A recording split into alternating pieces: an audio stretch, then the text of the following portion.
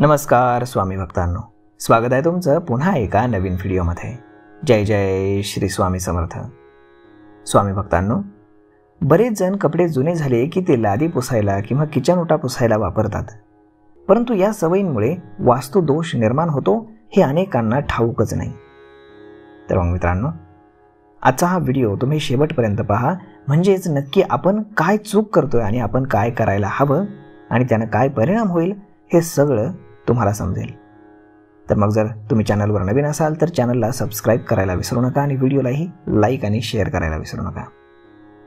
मित्रांनो, घरातील प्रत्येक गोष्ट वापरण्यामागे वास्तुशास्त्राचे काही नियम आहेत। जुन्या कपड्यांचा वापर लादी पुसायला केल्याने घरामध्ये नकारात्मकता वाढते। घरातील व्यक्तींच्या जीवनावरती याचा निगेटिव्ह परिणाम होतो।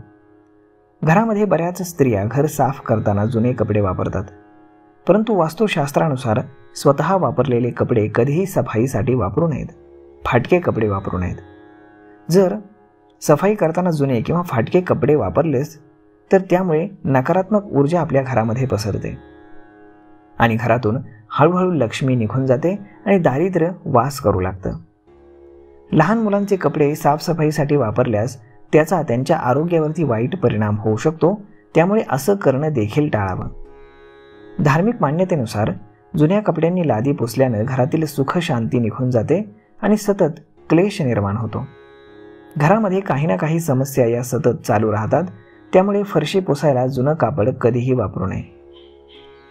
काही जण फरशी पुसण्यासाठी फाटलेल्या जुन्या झालेल्या आंतरवस्त्रांचा देखील वापर करतात, परंतु असं केल्यानं बिलकुल तुम्हाला ती चांगली गोष्ट ठरत नाही।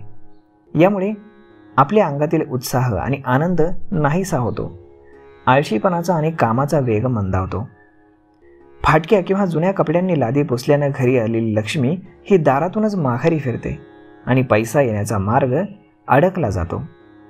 वास्तुशास्त्रानुसार लादी पुसण्यासाठी योग्य कापडाचा किंवा मॉपचा वापर करावा। जुन्या कपड्यांनी लादी पुसू नये। जुने झालेले कापड हे दान करावं आणि दान करण्याआधी ते एकदा मिठाच्या पाण्यानं धुवून घ्यावं आणि मग दान करावं। याचा तुम्हाला तुमच्या आयुष्यामध्ये सकारात्मक बदल नक्कीच जाणवेल।